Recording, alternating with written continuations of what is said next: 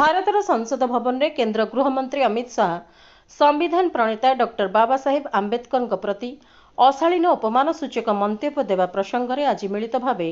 Congress CPI CPM पक्षर Mayurbhanj जिलापाल कार्यालय सम्मुख में विक्षोभ प्रदर्शन कर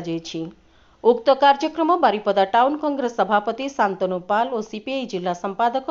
जगबंधु मिश्र प्रत्यक्ष तत्वावधान में अनुष्ठित हो भारतीय गणतंत्र मंदिर संसद भवन में संविधान प्रणेता आंबेडकर प्रति अशालीन मंतव्य अभी एक फैशन हो गया है। आंबेडकर आंबेडकर आंबेडकर, इतना नाम अगर भगवान का लेते तो 7 जन्मों तक स्वर्ग मिलता। एपरी अपमानजनक टिप्पणी को समस्त देशवासी मन में उद्वेग प्रकाश पाई। केंद्र गृहमंत्री एपरी मंतव्य को मयूरभंज जिला इंडिया मेंट तरफ